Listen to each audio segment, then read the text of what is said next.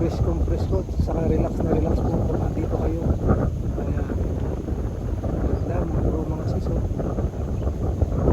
Oo, ganda rito, lalo na kung hapon sabay jogging dito, maganda po.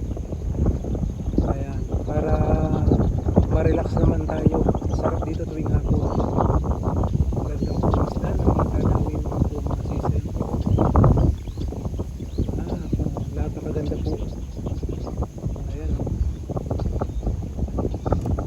Meron pang mga ibon. Tapos ayan ang lawak. Ayan, oh. Napakaganda.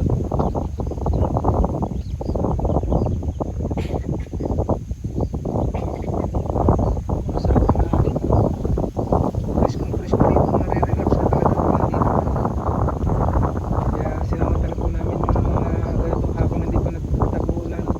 Masarap magpunta po dito pag hindi pa tag-ulan. Pag nagtag-ulan, putik na. Kaya dito po kami ngayon. Sisisa. Kaya masaya. Kasi pag lagi po nagmumukot sa bahay, mahirap po, may stress ka lang. Kaya punta lang po dito. Masaya pa. Ayan, oh.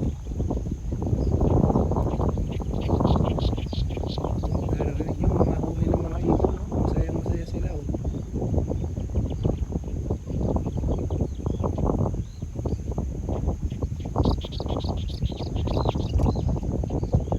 Nag-aawitan ng mga ibon.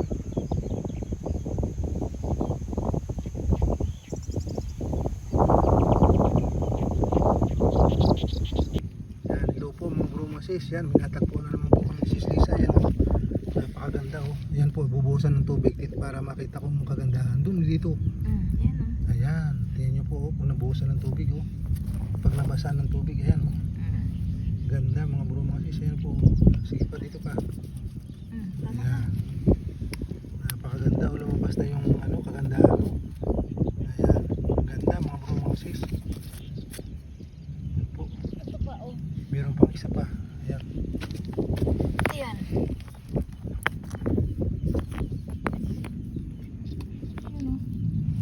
Ganda, buhusan na ng tubig.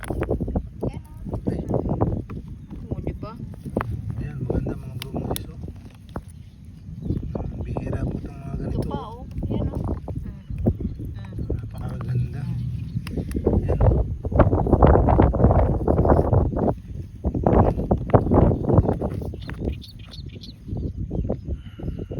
Ganda po mag-hunting dito.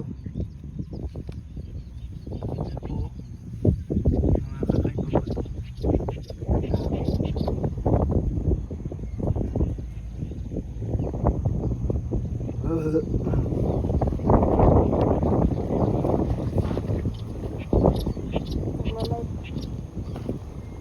po. Ito, ang laki. Mga bro mga sis, tingnan po. Napakalaking ano. Ayan.